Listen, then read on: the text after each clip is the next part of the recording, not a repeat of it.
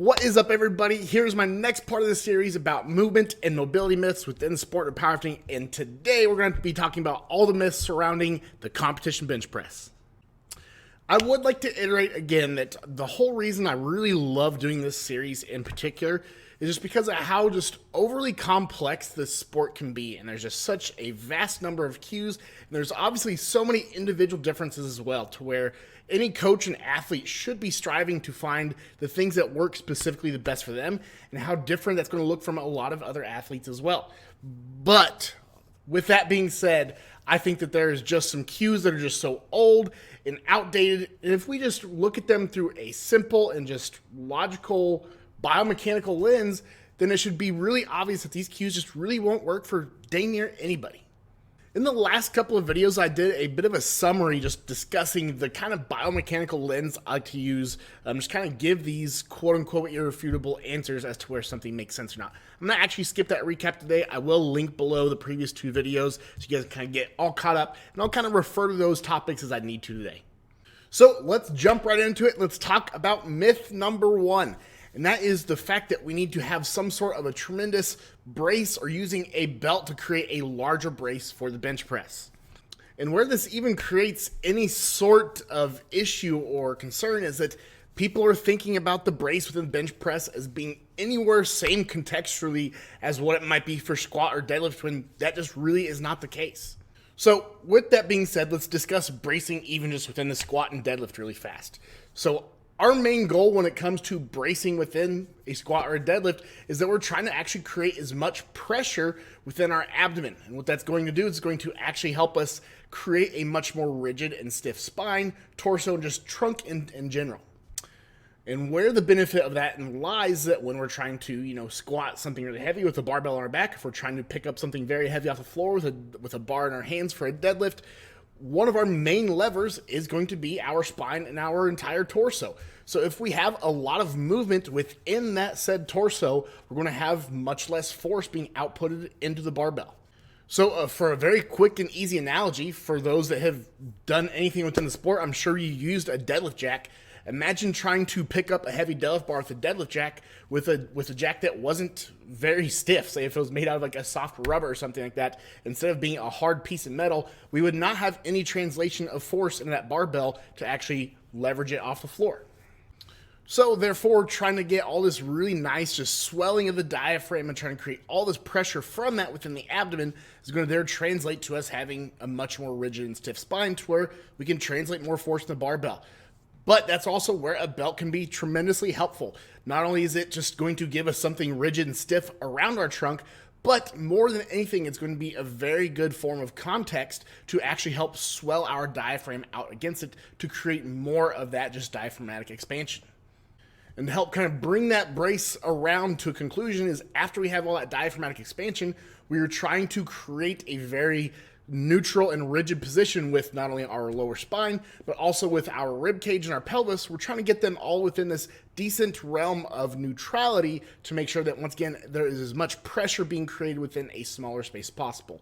And that does include trying to use the abdominals and the obliques to somewhat draw the rib cage down to, once again, cause some sort of compression to create more pressure. So here's wherein lies the issues with bench press, is we are quite literally wanting to do a lot of the opposite of what the brace within a squat or a deadlift creates. Is we actually have this nice bench that's going to be not only creating a good degree of stability with us, to where instead of trying to just balance ourselves and a barbell with the floor, is now we have this element that we are literally laying on top of, creating a pretty big degree of just natural stability within itself. Also, within the bench press, one of the last things we are trying to do is have this very forced positioning of trying to have a neutral spine. We are trying to actually get into relatively large amounts of spinal extension within not just the thoracic spine, but even the lumbar spine.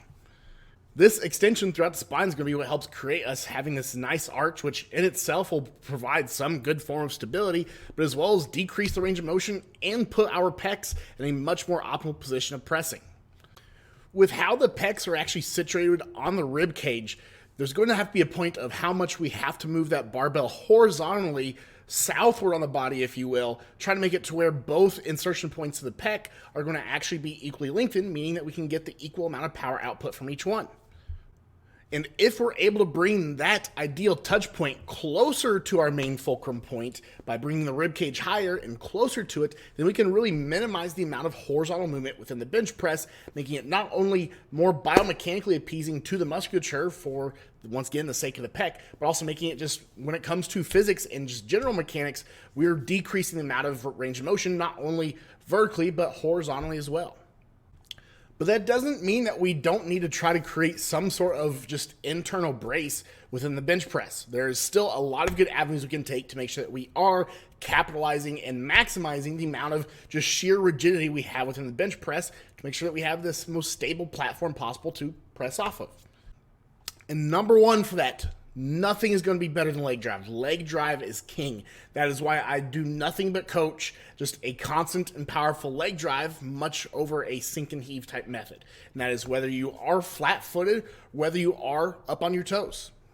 And obviously, depending on what federation you use and what preference your foot positioning is, I still, no matter what, encourage that there's just such a powerful and constant just pushing through the legs and through the feet, driving back towards the end of the bench and driving back towards your shoulders, so that not only is that leg drive creating a higher arch and just a bigger position in general, but also if it is staying constant and is staying forceful the entire time, nothing is going to move it out of that spot, creating a huge degree of rigidity on its own. But also, I'm still a very big fan of trying to take in a big breath and actually trying to maintain the pressure of that breath the entire time that you are doing a repetition. But in this instance, instead of trying to swell and compress the abdomen and the diaphragm, that diaphragm still swells up into our rib cage, expanding the lungs. That's how it works, and that's how we breathe. So instead of trying to get all this big expansion of the stomach and the abdomen, I try to get as much expansion of the rib cage, bringing that rib cage even up higher to that barbell. And lastly, doing some really good variations that do constrain our movement relatively to kind of get a good just force desired effect that our competition style usually wouldn't. So for example, using a good tempo bench press here, purposely slowing down the descent of the bench press in order to get you better at maintaining that positioning will have tremendous carryover to your non-tempo normal competition bench press. Alright, and now myth number 2, and that is the idea that we have to have this insanely straight wrist, or using the punching the air cue while we bench press. And the logic here is that if we're trying to have the best transference of force possible from obviously our driving points into the barbell, so we want to transfer into as straight of a line as possible. While sure there is some decent logic to that, there's so many other factors here that we have to consider when we are discussing the transference of force. And the biggest issue here lies the thought of stability. If we have a wrist that is perfectly neutral and it is a joint that is designed to be nothing but mobile, then it's going to be in no form of stability whenever it is trying to be perfectly stacked up on top of that forearm. You can see it dump forward easily, it can dump backwards easily. There's just too many ways it can move around when it's in that completely neutral positioning. But say if we take, a professional boxer, for instance, where they do need to punch with a very straight wrist, they are casting their entire wrist and their entire hand, and they're casting all that together with a number amount of tape and hand wraps and all these things to make sure that they are getting this forced rigidity within that hand and within their fist.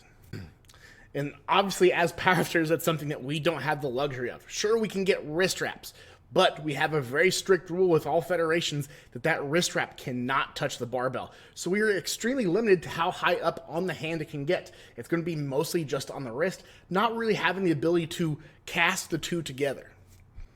So an absolutely easy solution is trying to find a moderate amount of extension. Actually letting that wrist go into a good amount of wrist extension is going to allow us to just create a forced form of stability like that. I think the biggest, misconception here is that's going to be very hard on the wrists whenever that's just not the case. There's going to always be some level of adaptations needed, but with the amount of added stability there, it's going to actually remove a lot of the aches and pains that we could potentially have. And actually, some great examples of that we can see within professional sports is, let's look at another sport where we do throw punches, but that's not as severely equipment-oriented like boxing. Let's look at MMA. I'm sure you can go back and look at a lot of highlight reels of some crazy knockout punches where they actually have a kind of a limp wrist and they're just throwing a fist at them. And that just it ends up being how it landed. But there is absolutely no issue with their wrist. And they still do have some form of casting there similar to us. Or another example, let's even look at NFL. Let's look at an offensive lineman. He's not out there punching the defensive lineman. He is out there with open hands, still hitting a 300-pound man himself, hitting another 300-pound man with a tremendous amount of force and with a lot of wrist extension, causing virtually zero issues with his wrist. And even in conjunction with that previous point, we have the ability to be in a static positioning. It's not like we're just punching the barbell and throwing our palm at the barbell. We're able to gently pick it up out of our rack, let it settle in, let it get stable, and then move it in a relatively slow fashion in comparison to a punch or trying to lock out a defensive tackle, to where we don't have a whole lot of risk there. And obviously the degree of wrist extension that each person needs is going to be a big variance. But I just say start off with the level that you're comfortable with and you still have some sort of decent degree of added stability and kind of play with it from there. See what actually feels good. You'll see that there is a lot of people that have very minimal amount of extension. Like I have one guy named Matt, he benches pretty straight wrist. There's a very amount of slight extension, but he still has a lot of stability. But I have some people that they have a much larger degree of wrist extension, but their wrists feel great as long as workload and everything is accounted for. All right, for myth number 3, I'm going to kind of wrap a few together here just because I think they're all encompassing of the same issue. And that is the fact that we are either trying to overly retract the scapula within the bench press, trying to really tuck those shoulder blades back, or we're trying to use the lats or trying to, force some sort of cue, like us trying to bend the bar in order to get some sort of more cooperation or forced use of the upper back musculature. And for those of you that have watched my squat video previously, you'll see that this is a very familiar topic, how I just think that there is such an overuse or just much more overemphasis of the upper back within the sport of powerlifting during all 3 lifts, honestly. And obviously I think something that powerlifters are well known for is having big upper backs. And I'm not saying that they aren't used within the sport at all, but I'm just saying that them trying to be forced into being used and changing the positioning in order to try and make them be used more is just flat out wrong. In fact, the upper back has the ability to still be in a big position of stability within all these movements, but also still being in a big position of having to move to some degree is probably the reason why they do develop so well within the big 3. But here specifically within the case of the bench press, with people trying to, like I said, retract the scaps too much or trying to, bend the barbell and cause all this unneeded external rotation because they think they're getting the lats to be used more. Obviously, the lats are going to be used to a decent degree in the bench press to help create some sort of scapular depression. That's really about as far as it goes. But other than that, for the bench press to actually move very, very well and to have good stability and just be able to create these proper ranges of motion, there has to be some sort of degree of greater scapular retraction as we lower the barbell. But obviously to press it back up, there has to be some form of scapular protraction because those scapula have to glide around the rib cage in order to actually let that humerus move through that full range of motion. So if you compete in a decent federation that actually has some strict judging and you're trying to overly retract your scapula to, get locked in and get a good stable positioning on the upper back, you're probably going to never get a press command because you'll see that if you go into that huge form of retraction, you'll see that your elbow is going to almost always go soft. And that long head of the tricep obviously attaches to the elbow, but it attaches to the scapula as well. So if we're getting the scapula as far back and away from the arm as possible, then the arm's going to have to come with it. And you'll be stuck sitting there in this nice retracted position thinking that you're locked and ready to go, but the side judge is going to be sitting there not allowing you to get a press command or a start command, just for the fact that you're not in a proper starting position. So how do we actually bring this around to a good take-home point, if you will? When it comes to just trying to set up for the bench press, don't be trying to overly force any sort of positioning with the upper back. Unrack the barbell, go into a good degree of scapular depression, go into a moderate degree of retraction, because both those are pretty essential for helping create an even bigger arch and helping create a bigger rib lift, but don't overdo it. Still allow there to be some degree of movement and do what actually feels relatively stable and what feels strong. But even more so, don't ever train the scapula to be in this type of mode where they're not allowed to move. Even if you're, say, doing something as simple as like a machine chest press or a dumbbell bench press or obviously a barbell bench press, incorporate some small amount of protraction. I'd say especially on the machine variant of those, so you can actually get just a bit more contraction of the pecs that way, but also get some good anterior stabilizers like the anterior serratus a little bit more involved, helping everything just kind of feel a little bit more cohesive, but it's also just ensuring and encouraging more proper mechanics of the scapula.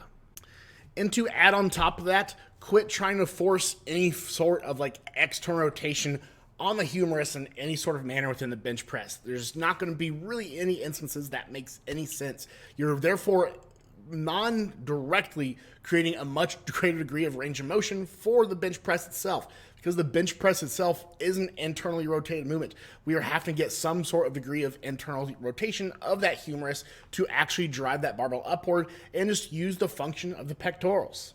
And this is something that I think is usually touted as another way of helping increase shoulder stability or add some sort of use of the lats within the bench press, whenever it's all just going to be undone as soon as you start to go through any sort of proper pressing mechanic, due to the fact that it is some sort of internally rotated movement.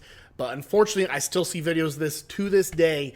If I somehow get some sort of elite FTS video recommended in my feed, seeing some guy that's never benched more than 300 pounds raw but benches 700 pounds in a shirt, teaching everybody to externally rotate in the bench press whenever nobody really bench presses like that in a shirt anymore. So obviously, I think this video was a little bit less inflammatory than the last one, if you will. I just feel like a lot of this is that much more just glaringly obvious. So hopefully these aren't things that aren't implemented as much anymore now that the sport has gone around to being a much more just raw driven sport, less equipment, less things like that, to where it's kind of getting to be obvious to where some of these things just don't make a whole lot of sense. But obviously, it's still a very complex topic, and if you can't tell, I just love talking about it. I've made this my career for a reason. So if you have any questions, please reach out as well. I'm going to put my jot form below for application to be an athlete of mine. I am still bringing on people in my book of business, not very many, but I have the choice of being selective. So that's something you're interested in, please fill out the form below.